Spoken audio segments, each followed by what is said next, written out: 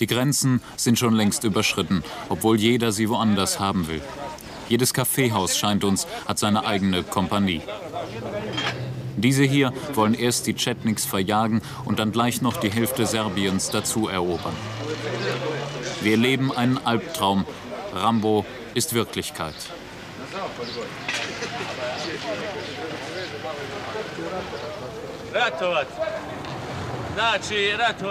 Wir werden die Serben schon vertreiben, aus ganz Bosnien-Herzegowina. Wir machen das.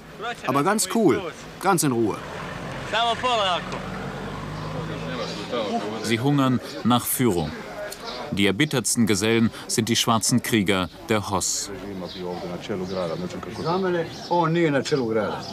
Für mich steht nicht der Bürgermeister an der Spitze dieser Stadt. Er und die reguläre Verteidigungsarmee, das sind alle noch Kommunisten. Hier, wir vertrauen nur Ivica Vego. Er ist mein Kommandant.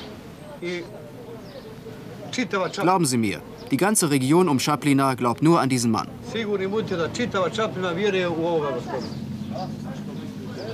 Die HOS trägt ihre Symbole an Sicherheitsnadeln. Bei Bedarf sind sie abnehmbar, um als Killertrupp unerkannt zu bleiben.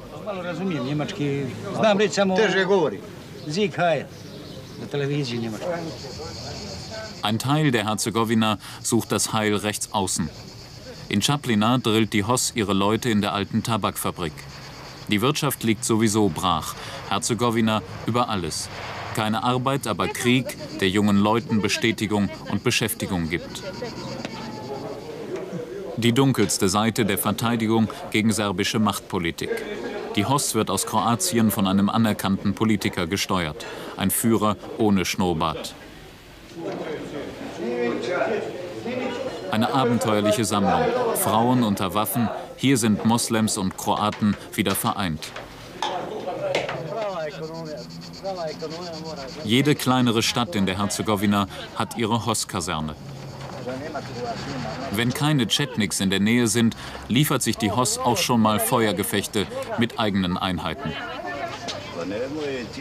Sie sind wirklich alle verrückt geworden. Wenn man vor ihnen steht, fällt einem nichts anderes mehr ein.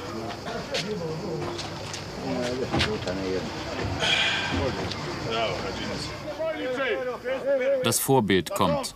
Auf Pero sind sie stolz. Über 2 Meter Muskelmasse auf dem Sprung zum Töten.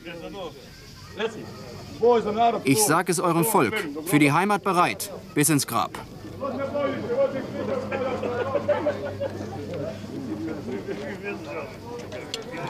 Schnelle Waffenkunde. Fehlende Kenntnis und Disziplin wird durch Hemmungslosigkeit ausgeglichen.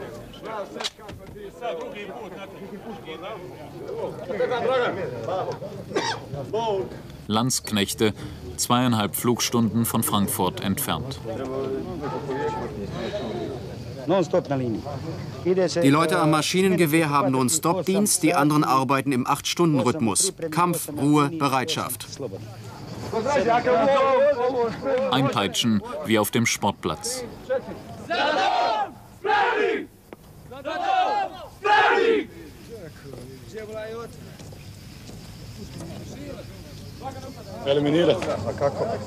Eliminieren.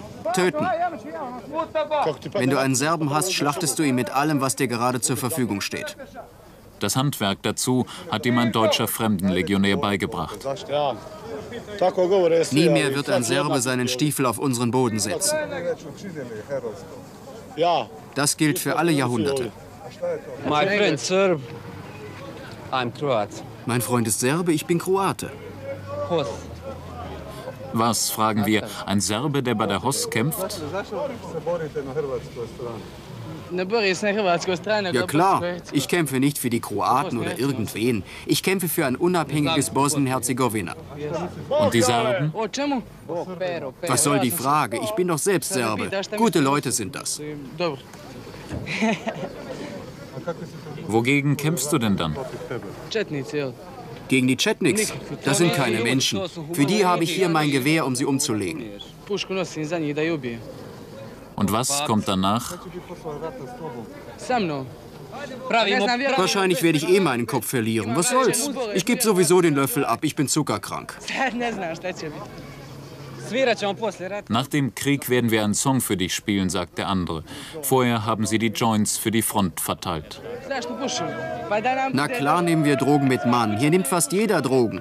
70–80% der Leute. Wir stehen auf Sex and Drugs and Rock'n'Roll.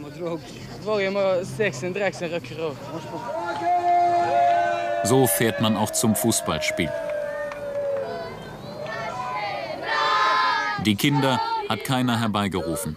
Sie kommen von selbst zum Abschied an den Zaun. Sie kennen die Texte auswendig, singen mit Inbrunst, als läge es ihnen im Blut. Überschreiten wir den Fluss Drina, zündet Serbien an.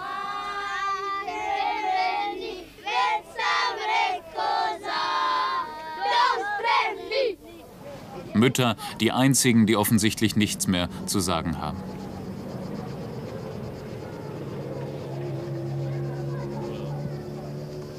Ein bisschen überrumpelt sind sie, sodass wir mit laufender Kamera hineinkommen, wo man den Schrecken nur ahnen